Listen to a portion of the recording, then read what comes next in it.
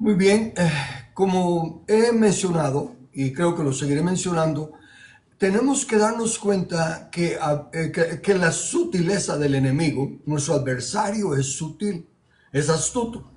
Y recordemos la parábola del trigo y la cizaña, que esperó hasta que los trabajadores, después de haber hecho su ardua labor y estuvieran cansados, fueran a dormir y descansar como era necesario y natural, y se aprovechó para sembrar cizaña.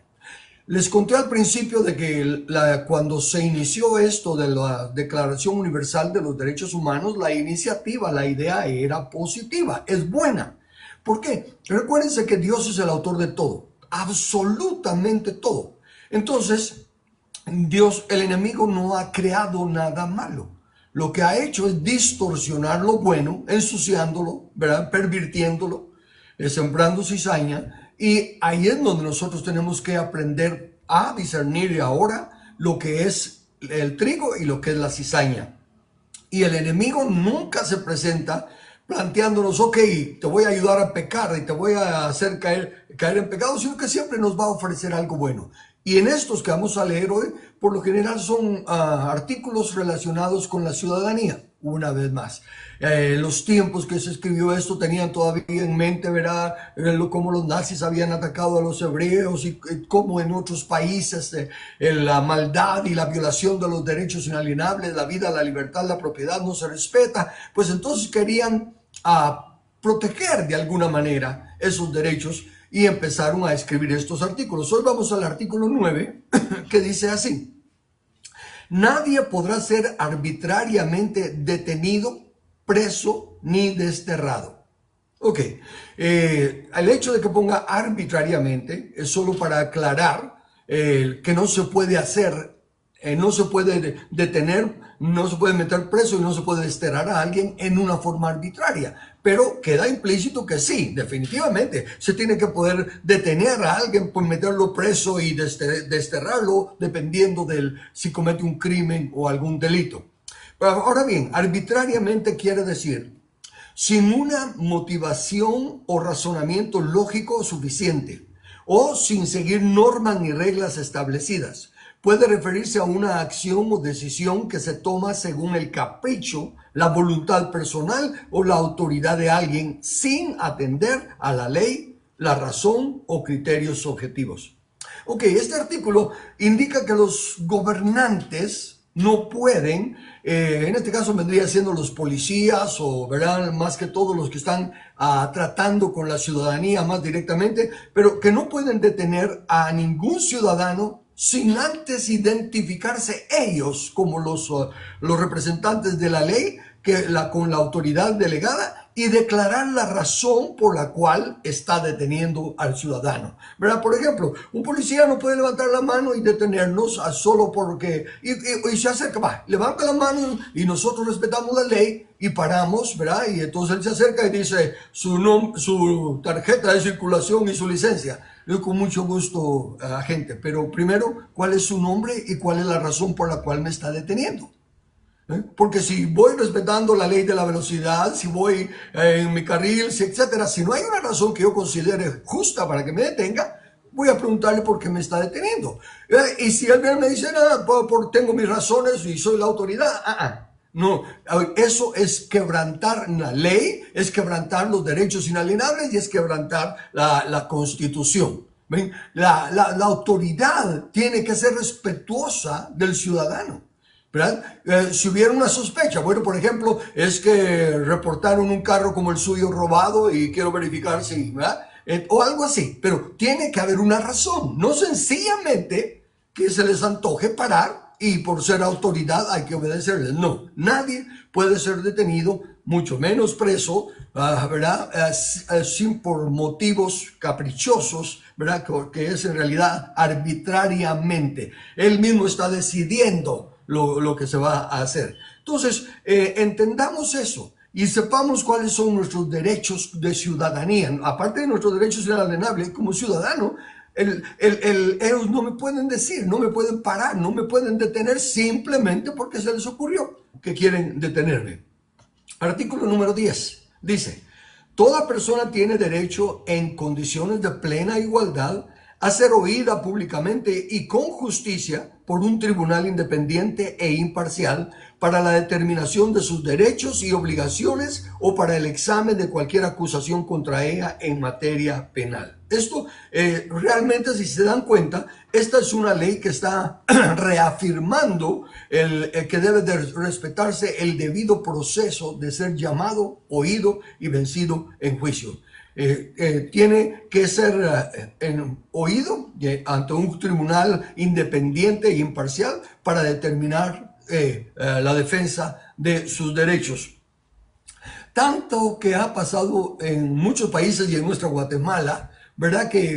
Y los medios de comunicación hacen una pésima obra al decir, se supone, se rumora que fulano de tal y tal.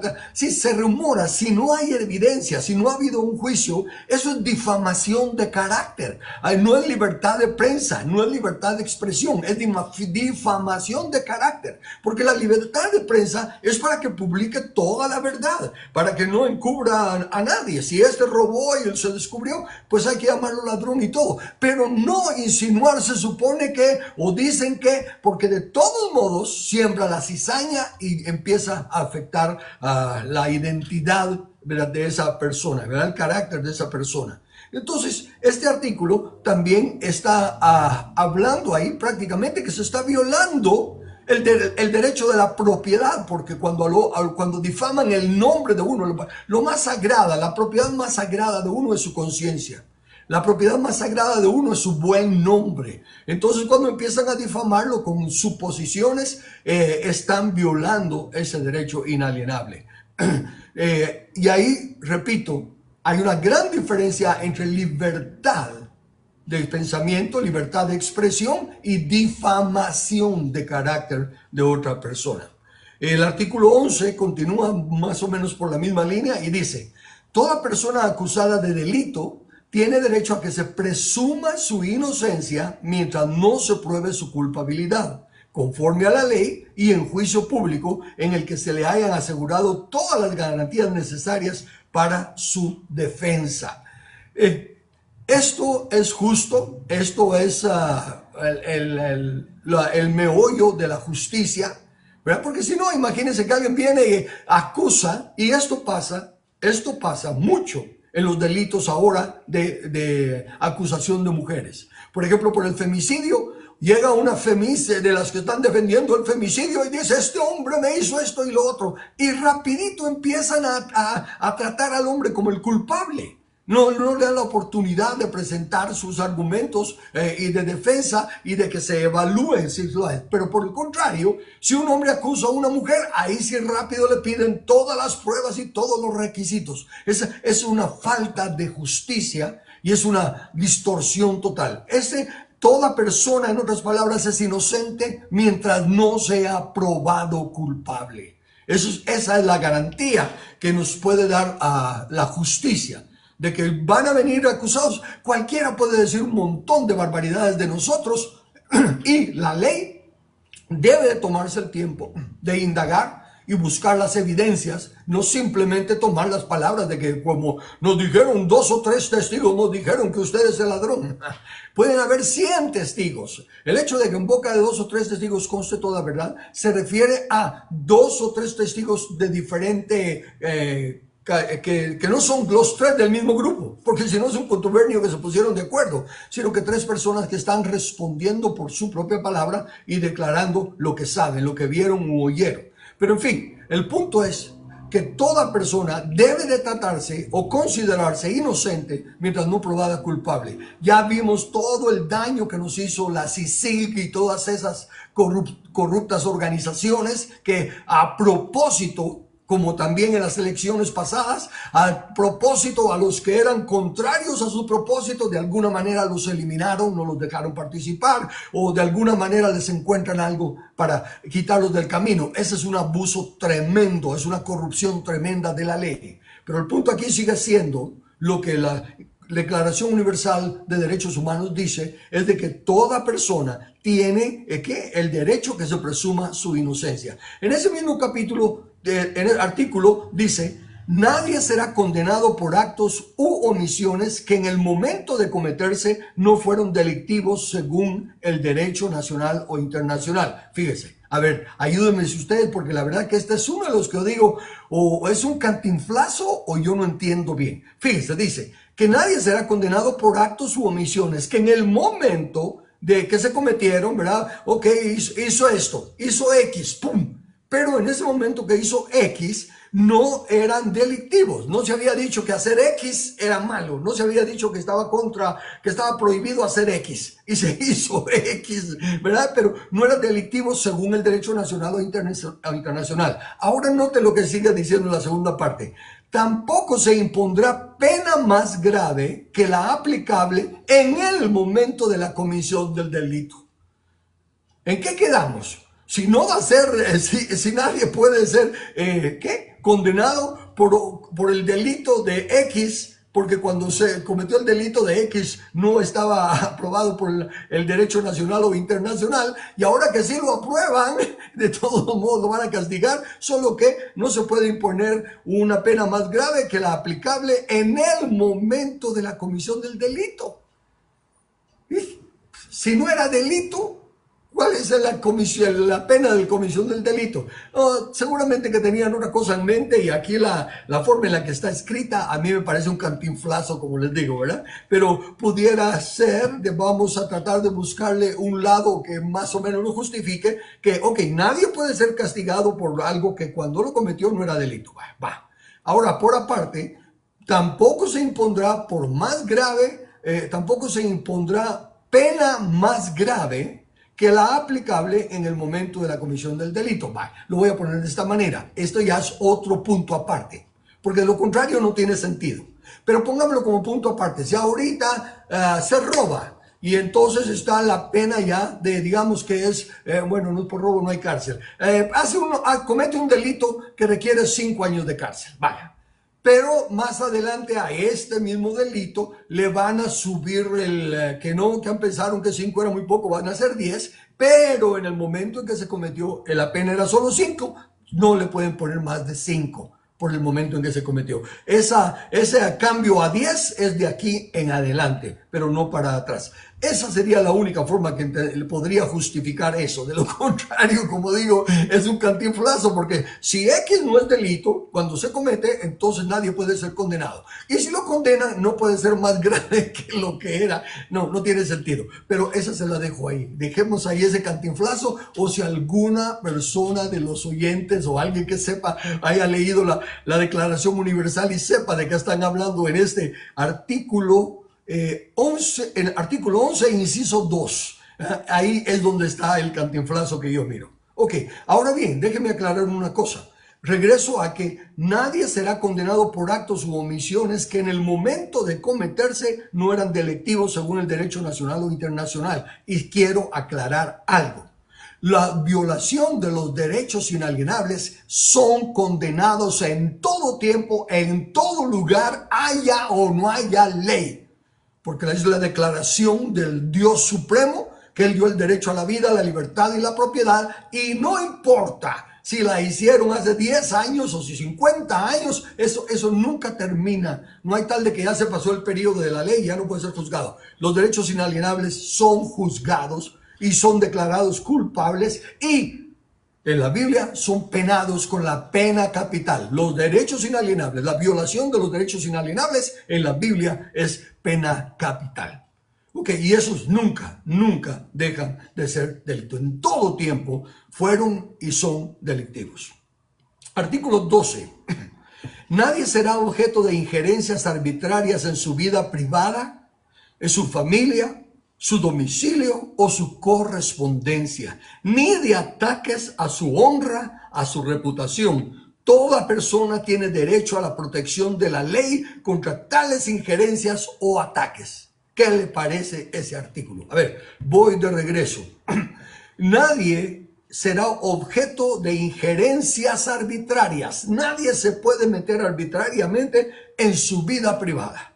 Nadie puede meterse en su familia, en su domicilio o ni siquiera en su correspondencia, ni puede ser víctima de ataques a su honra o a su reputación. Toda persona tiene derecho a la protección de la ley contra tales injerencias o ataques. Muy positivo, muy positivo. Pero ahí es donde le digo que es donde necesitamos darnos cuenta de la astucia del enemigo. Al aceptar nosotros, wow, eso es, así es, que defiendan mi familia, que defiendan mi nombre, que defiendan mi propiedad. Óigame, no tiene que tipificarse la violación de los derechos humanos como están haciendo aquí, de los derechos universales. ¿Por qué? Porque dice, nadie tiene derecho a que arbitrariamente se metan en su vida privada. Sí, eso es mi derecho a la propiedad. Mi propiedad la propiedad de mi conciencia, de mi mente, de mis ideas, de mis pensamientos, mi familia. Esa es la institución familia. La que se encarga de los asuntos de la familia. Darle permiso a la ley que se meta en estos asuntos. La ley tiene que meterse en estos asuntos porque son derechos inalienables y sin tipificarlos, sin entrar en vida privada, familia, su domicilio, su propiedad. No. Vida, libertad, propiedad. Y nadie se puede meter ni arbitraria ni plenamente de ninguna manera en los derechos inalienables. O sea que la ley lo único que tiene que ver es que se respeten los derechos inalienables. No de andar con, ¿qué es lo que le llaman a esto? Tipificando el delito. Porque al hacerlo así, le dan permiso al gobierno a decir como, ¿verdad? Si mata con un lápiz es una cosa, si mata con un cuchillo es otra cosa. Cuando empiezan a tipificar el delito, lo único que hacen es dar oportunidad para que se encuentren los defectos, porque los tiene que haber, por la sencilla razón de que no es necesario tipificar nada en el aspecto de vida, libertad y propiedad. Esas son las cosas que tenemos que darnos cuenta. No debe de haber una ley, un artículo que tipifique la violación de los derechos inalienables, vida, libertad y propiedad. Absolutamente. ¿Cómo se viola el derecho a la vida? De cualquier manera, matan, ahorcan, acuchillan, meten un balazo, sea lo que sea. No hay que tipificarlo. Le quitó la vida. Está muerto. La propiedad se la llevaron, ya sea por que escritos falsos, ya sea por engañar las firmas de eso, sea lo que sea, le quitaron la propiedad. No hay que tipificarlo. Entonces, esos son los pequeños detalles en los que tenemos que empezar a darnos cuenta cómo el enemigo mete cizaña. ¿Por qué? Porque recuerdo una analogía de escuela dominical cuando eran mis años mozos, que hablaban de la astucia del diablo como la astucia de alguien que alquila una casa, ¿verdad? Y todo, lo deja todo, solo una condición, ¿verdad? Este es mi clavo que dejo yo aquí, ¿verdad? Ese sí sigue siendo mi propiedad, dejen ahí mi clavo. Y ok, está bueno, que ni nos quita ni nos pone el clavo ese. Y después al rato llega, ¿verdad? O días después llega, ¿qué? Vengo a ver cuál es el estado de mi clavo. Y entonces ya dejó el clavo y está armando tremendo clavo. Era la analogía que así hace el enemigo. Como esto de aquí, mete el clavito, mete una cosita de que está bueno, pues que defienda la prohibida, la libertad, la propiedad, y que defienda mi familia, que defienda mi buen nombre, mi correspondencia, y ya está un clavo. Porque si tiene que venir a velar por todo eso, ya está metiéndose en mi privacidad. Entonces, esas son las cosas a las que estoy llamando su atención. Ahorita son sutiles. Apenitas, es como quien dice, vamos a ver si caemos en la trampa, si no nos damos cuenta que hay cizaña aquí y asumimos que todo es trigo, porque ni modo, está protegiendo la vida privada, la familia, eso es trigo. Bueno, espero que esté captando mi idea. El problema con tipificar esas injerencias es que da la impresión que la ley tiene autoridad en ellas. La ley tiene autoridad en los derechos inalienables. No tiene autoridad. Lo que tiene es una obligación de protegerlos, pero no tiene autoridad para decir, se viste de rojo, se viste de azul. Solo tiene autoridad para proteger que esté vestida. Es todo el asunto.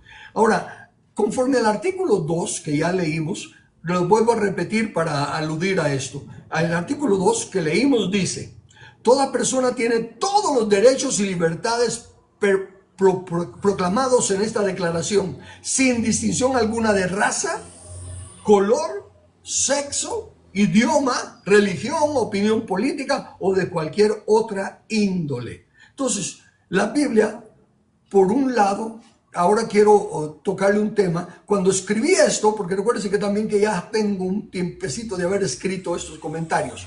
Cuando escribí esos comentarios era porque estaba, y para serle honesto, creo que ya se cambió, porque apoyé a otro hermano que estaba luchando por esto, y fuimos a debates al Ministerio Público y todo lo demás al respecto. Pero en aquel entonces el problema era este, no recuerdo si todavía persiste. Pero el gobierno de Guatemala, para establecer a las iglesias como una personería jurídica, decía que el presidente, para comenzar, se meten a decir cuál es el gobierno de la iglesia, ¿verdad? Que tiene que haber un presidente, un secretario, un tesorero, el pastor y todo esto, lo otro. Eso será en una denominación, ¿verdad? Pero habemos otras denominaciones que no nos organizamos así en la iglesia. No tenemos eso que tienen de un pastor. Tenemos un consejo de ancianos y somos el consejo de ancianos los que gobernamos la iglesia. Entonces, el gobierno demandaba que para personería jurídica tenía que hacerse esto y eso, y ponía la condición de que el pastor no podía ser también el representante legal. Tenía que haber que el pastor hiciera su función de pastor y el representante legal. Ahora, ¿qué dice la Biblia? La Biblia dice expresamente, ordena a los ancianos, a los obispos, llamémosle a los pastores, pues, gobernar y administrar la iglesia. Y por el otro lado, a los miembros de la congregación les dice que respeten a sus gobernantes, que se sujeten a sus pastores, a las autoridades de su iglesia. Entonces, ¿cómo va a meterse el gobierno a decir, no, el pastor no puede ser representante legal? Claro que sí. Los ancianos somos los representantes de la congregación y somos los gobernantes de la congregación. Eso ante Dios, ante los requisitos de Dios para la iglesia. Pero no se tiene por qué meter el gobierno en estos asuntos. Claramente dice que de color, idioma, religión por otra índole no se pueden meter con la libertad que tenemos desde nuestros derechos y libertades, y especialmente la institución iglesia. La institución iglesia no debe estar mencionada, ni la familia en la Constitución. ¿Por qué? Porque la familia y la iglesia son las que le delegan autoridad al Estado. El Estado está abajo de la familia y la iglesia. Pero ahorita está al revés, está de cabeza. Y eso lo tenemos que entender. Porque parece, esos que le leí que están defendiendo a la familia y todo, no se meta con eso. La familia está por encima del gobierno. El gobierno solo está para proteger los derechos inalienables, vida, libertad y propiedad, para castigar a los que hacen lo malo, para velar por el bien común en todos los aspectos de ciudadanía, no de familia y no de eclesiología, o de iglesia. Bueno, entonces es importante que nos demos cuenta de estas cosas porque es una violación de nuestro libre albedrío y de nuestra responsabilidad ante el Creador, que nos dejó su manual y nos dice cómo se gobierna su iglesia. Él la estableció y Él deja las leyes de cómo se maneja. El gobierno civil no se tiene que meter en nada de eso. Por eso, apreciados hermanos, pastores, ancianos, obispos, presbíteros, lo que seamos, entendamos, necesitamos conocer la palabra de Dios para conocer nuestros derechos inalienables y para claramente decirle al gobierno civil, usted no se tiene que meter en nada, en asuntos de conciencia, en asuntos de fe y orden. Eso le pertenece a la iglesia. Y la iglesia no le tenemos que rendir cuentas de nada tampoco. Mire, déjenme hacer aquí un paréntesis también para todos esos que se están de machacar que los pastores son unos ladrones y todo lo demás. ¿Los hay? Sí los hay. Pero también hay esposos que son infieles y ladrones. ¿Hay que tirar a la familia por la basura? No. Y en el gobierno civil, ¿habrá alguna persona injusta en el gobierno civil? Me explico. En todos lados hay trigo y cizaña. Pero no podemos juzgar al trigo a la medida de la cizaña. Y no por la cizaña vamos a desbaratar el trigo. El mismo Señor Jesús en la parábola, cuando le dicen sus discípulos, arrancamos la cizaña, le dicen, no. Ustedes no saben la diferencia y pueden arrancar también el trigo. Entonces, lo que quiero decirles es Como iglesia, como institución establecida por el Creador, no estamos bajo el gobierno civil. Los que estamos bajo el gobierno civil somos los ciudadanos en asuntos de ciudadanía. Pero en asuntos de fe somos la iglesia y estamos por encima. Nosotros, la iglesia, le tenemos que decir al gobierno civil, esto sí se puede, esto no se puede, de acuerdo a la ley de Dios. Eso es lo que tenemos que entender. ¿Para qué? Los comunistas, como ahorita mismo nuestro gobierno y todo, están peleando que quieren cambiar la Constitución, porque lo hacen como lo han hecho en todos los otros lados, la empeoran y le dan más poder al gobierno y todo. Sin embargo, sí tenemos que cambiar la Constitución para sacar el poder y la autoridad del gobierno civil. La Constitución es bíblica cuando está para limitar el poder de los gobernantes, para recordarles que no tienen permiso de meterse con la familia, ni con la iglesia, ni con las asociaciones voluntarias. La Constitución pone al gobierno civil en su lugar y lo hace que se comprometa a servir como debe servir. Ok, pero ven cómo está ya la cizaña ahí metida en los derechos inalienables. Comienzan con muy buena intención, pero la sutileza del enemigo empieza a meter la cizaña. Artículo 13.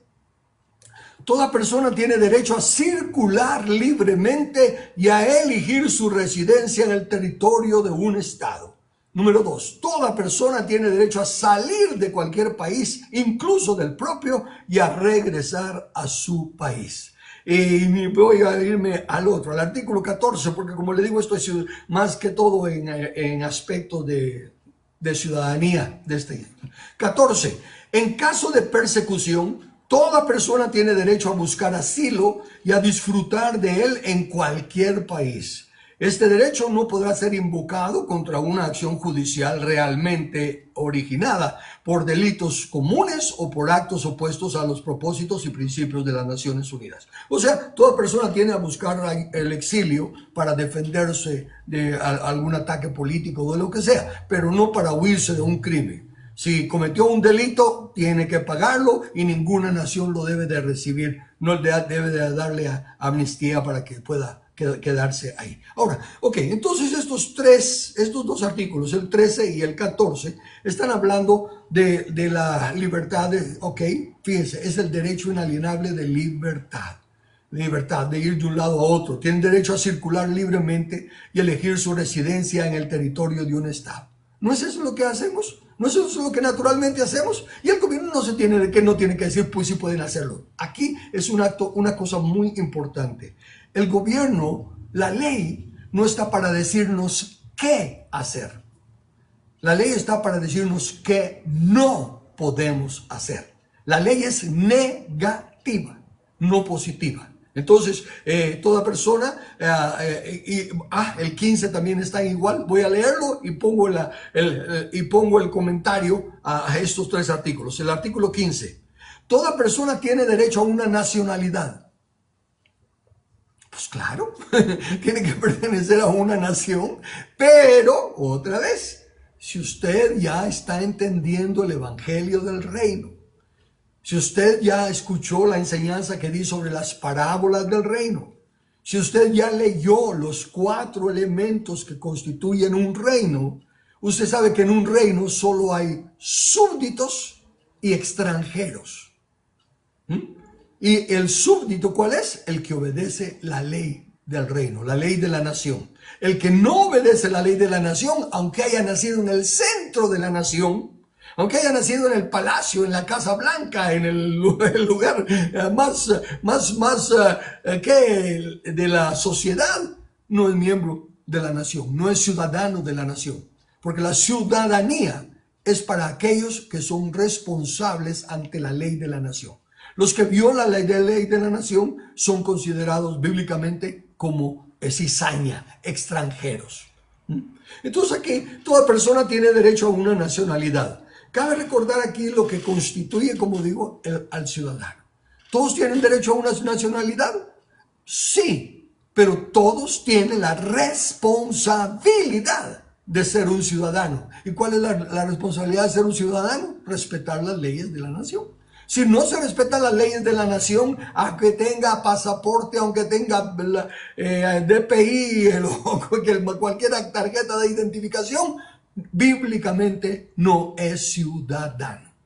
El ciudadano es el que respeta las leyes de la nación. Y eso, fíjese lo que eso significa. Significa que en una nación no puede haber distinciones legales. ¿A qué me refiero? Personas de una nación bueno, hagamos una analogía de personas que se van a vivir a otra nación. Bueno, se van a vivir a otra nación y tienen el derecho, si esa nación lo permite, de avecindarse, de hacerse ciudadanos de aquella nación. Entonces se van y se hacen ciudadanos, siguen todo el protocolo y todo el orden pertinente y son ciudadanos de la otra nación. Pero llevan su propio idioma, llevan su propia cultura y pueden seguir con su idioma y su cultura en asuntos privados. ¿Verdad? Cuando están hablando con su familia, con sus amigos, con ellos, siguen con su propio idioma y siguen siguen con su propia cultura. Pero ante la nación tienen que aprender el idioma de la nación y tienen que guardar la cultura, por así decirlo, las costumbres de la nación. No pueden reclamar, no, es que en nuestra cultura, ¿verdad? Hoy es el día de la independencia.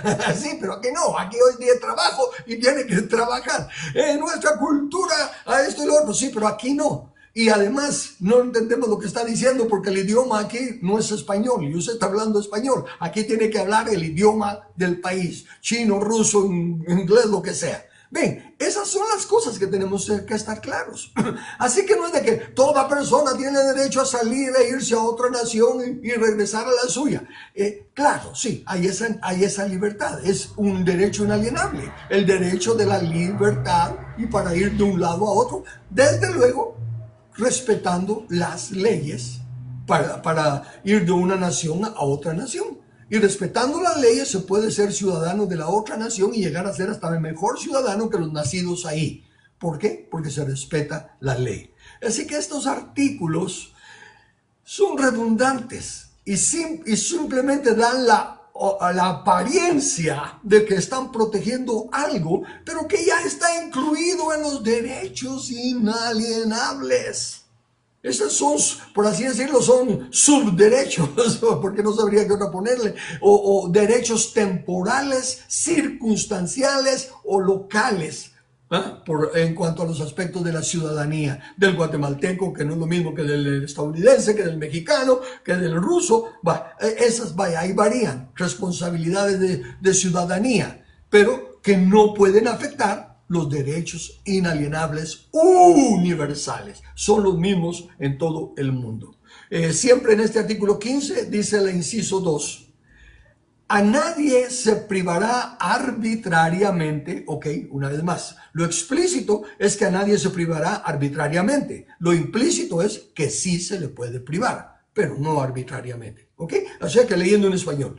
A nadie se privará arbitrariamente de su nacionalidad ni del derecho a cambiar de nacionalidad. Ok.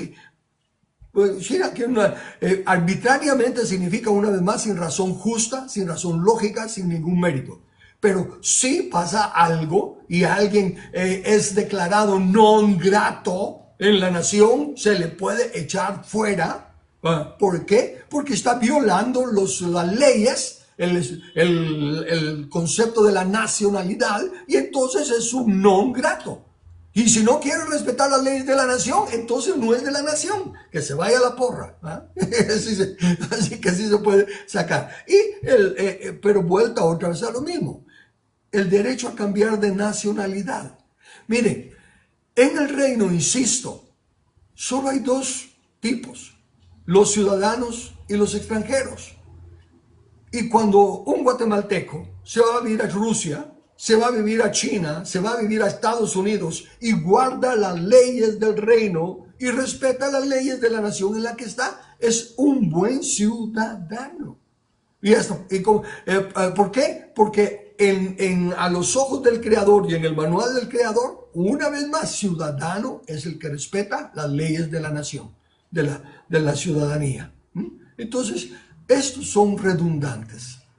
llenan espacio, pero no están cambiando absolutamente nada de los derechos inalienables, pero sí abren la puerta para que los gobernantes digan, pero nosotros somos los que estamos garantizando estos derechos y estamos proveyendo estos derechos. No, señores, no. Están cambiando la fraseología, están tipificando cómo se puede violar el derecho a la propiedad, cómo se puede violar el derecho a la libertad, el derecho a la vida. Están tipificándolo, pero ¿qué importan las tipificaciones? Como digo, vida es vida, libertad es libertad y propiedad es propiedad. De la forma en la que se afecten, es responsabilidad del gobierno protegerlos, haya o no haya estos artículos. Pero los estoy leyendo simplemente para mostrarles, pues, que si conocemos y entendemos nuestros derechos inalienables, vida, libertad y propiedad, y entendemos que el gobierno no tiene poder legítimo, porque poder sí tiene, legítimo para dar ningún derecho de los derechos inalienables o para meterse a cambiarlos y a decir, bueno, aquí se va a respetar la vida siempre y cuando que esto y que lo otro. Vayamos a un derecho en la nación, un derecho en la nación. Como la ley de la nación tiene que ser la misma para todos. El idioma de la nación es el mismo para todos. Entonces no puede haber esos casos aquí de que los ancestros de esto y que lo otro. No. Y aunque parezca feo, si hay un problema y la persona no sabe el español, no es responsabilidad del gobierno conseguir un traductor. Es responsabilidad de la persona.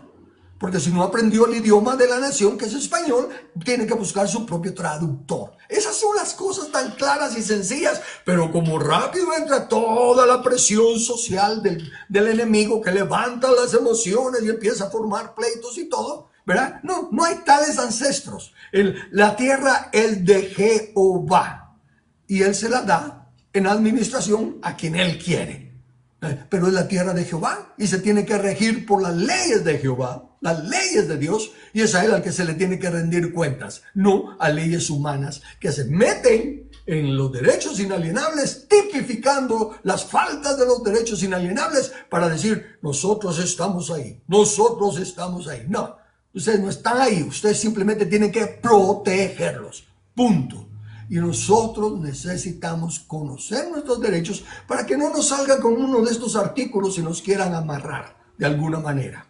No pueden tocar nuestra vida, nuestra libertad, ni nuestra propiedad en ninguna manera, siempre y cuando nosotros no estemos haciendo algo que la ley prohíbe. Pero recuérdense que el principio es que el ciudadano puede hacer todo lo que le dé la gana que la ley no prohíba. Y por eso es que a mí me gusta usar la analogía de árbitro para la ley. Porque el árbitro tiene toda la autoridad de sacar tarjeta amarilla, roja, de sacar a los del campo y todo lo demás. Pero solo pita, solo se mete cuando se violan las reglas del juego. Mientras no se estén violando las reglas del juego, los jugadores pueden hacer lo que les dé la gana. Pueden driblar, pueden hacer chilena, pueden hacer lo que les dé la gana, mientras no se violen ninguna de las leyes del juego. Y el árbitro no se tiene que meter con ellos. Ok, paramos ahí, porque el siguiente artículo sí le quiero dedicar un poquito más de tiempo. Porque tiene que ver ya con relaciones matrimoniales y de esa índole, y eso, familia, sí es importante. Entonces paro aquí para preguntas o comentarios y mañana continuamos con el artículo 16.